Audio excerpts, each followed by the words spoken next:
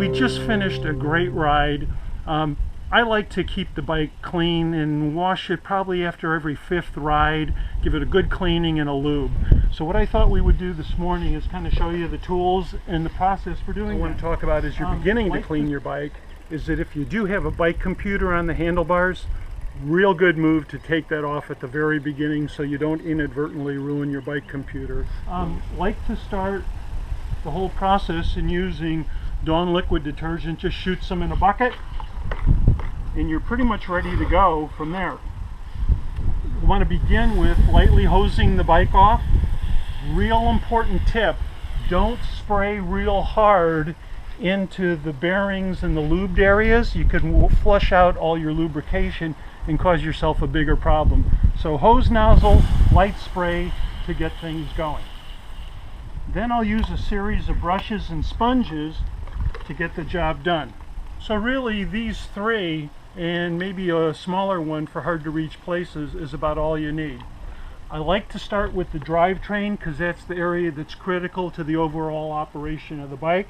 So with this particular tool, it'll get it from 3 different sides. So you simply slip this on, rotate the cranks in both directions, and you can see the brushes will get it from 3 different ends. And then I'll simply reverse it so I'm getting the chain from a slightly different direction, but real important that you get in there and get all that driven in dirt and grime out. And just to make sure, take the sponge,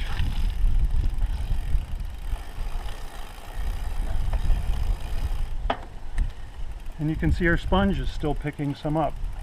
So you want to keep doing that until the sponge gets relatively clean. And a brush like this is great for cleaning the chain ring. And you want to get in each individual tooth and make sure you get all the grunge and grime off. Start with the outer chain ring. Go ahead and drop the sprocket so you can get him back.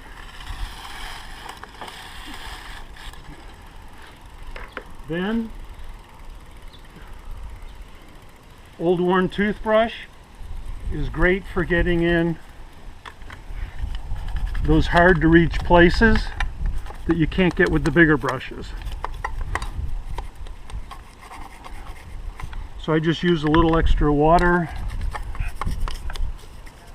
and move that right in there. Don't forget the derailleur and your cables in the back. Just like when you go to the dentist and they say, are you brushing? Don't forget to floss. And you're thinking, what on earth is this guy talking about? But if you look at your frame, and you want to know the frame of your particular bike, there's a lot of parts that you can't get into with a brush. So you simply take the floss, work it through there, and you'll see we're getting dirt coming off of that. And I really don't know of any other way to get that out of there. So a little floss will help the job and help you do a little bit better job. Look at that. See? No other way to get that out. Clean the drivetrain. We've spent a lot of time there. Another little tip that I picked up from somebody is when you're cleaning the freewheel and kind of giving it a last check, is take a piece of cardboard, and this is perfect because it fits right in between the grooves, slowly cranking forward, go through all of them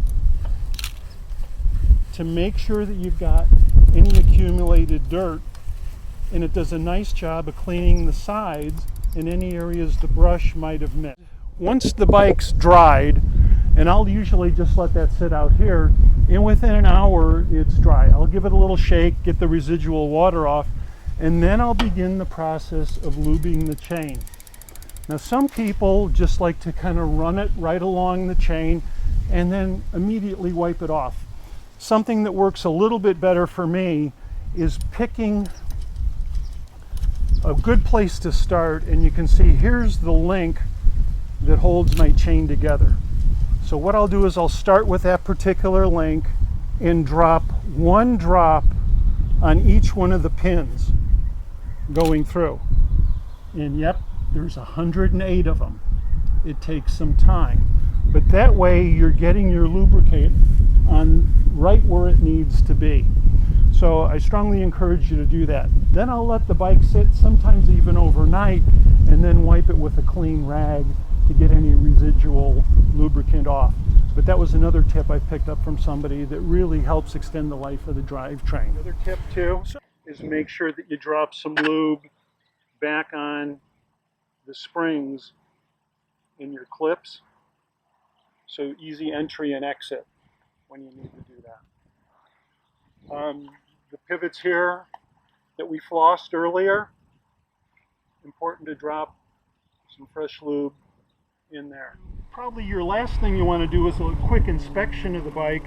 I like to start with my valve stem, check the tension on all my spokes to see if I've got one that's loose, needs tightening, or even needs replacement. I do the same with the front and the back. Look the frame over for any cracks or chips that maybe weren't there before, and that way you've got your bike ready for your next grand adventure.